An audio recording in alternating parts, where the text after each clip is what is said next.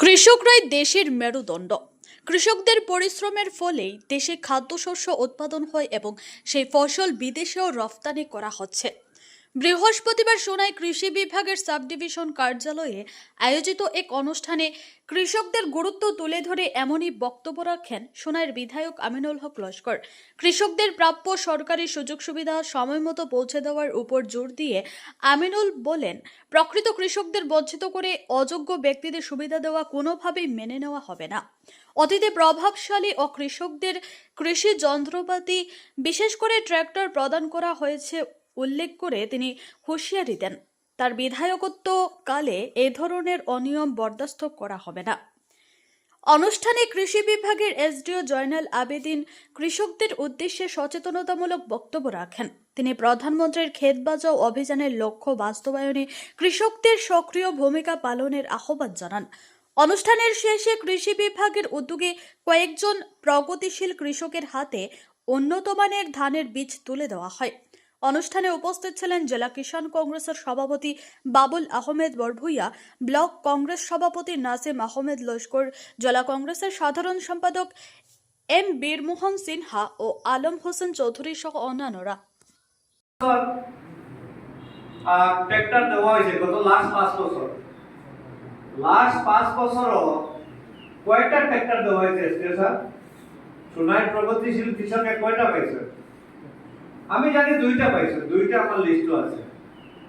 ওই 2টার লিস্টটা 2টাই কৃষক, এরা কিভাবে সিলেকশন হইলো? এরা আদৌ কোনো প্রগতিশীল কৃষক নাই। এরা 1 বিঘা জায়গাও কৃষি ক্ষেত করে না, এটা শহর তলিতে থাকে। তার শহর তলিতে থাকে আর গ্রামের কৃষকরা বঞ্চিত করে তারা কৃষক মানে ট্র্যাক্টর দেওয়া হয়েছে। এইসব জিনিস আমার সময় হইব না। আমার সময় যারা প্রকৃত কৃষক তারাও আপনারা ট্র্যাক্টর পাইবা, অ্যাপ্লাই করবা যদি হয়।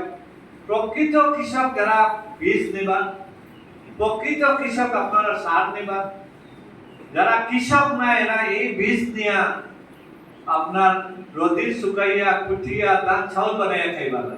এটাতে এই চাউলটা বিষাক্ত, এই চাউলটা খাওয়ার উপযোগী না, কারণ এটা কেমিক্যাল ইউজ আছে।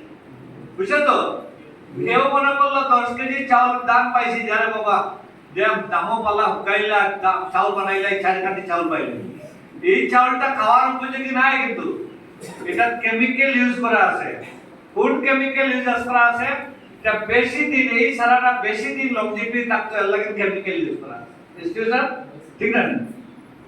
এর লাগে ওই সারাটা আপনারা সঠিক সময়ে আপনারা আলি হিসাবে বলাইবা, সারা হিসাবে রোপণ করবা। আর যখন আপনারা দেখবা আপনারা সাকসেস হয়েছে, সত্যিকার 30 দিন বাদে লাগানো হয়েছে, ধান খেতে হয়েছে, আরেকবার আপনারা লইয়া বইবেন। ঠিক আছে?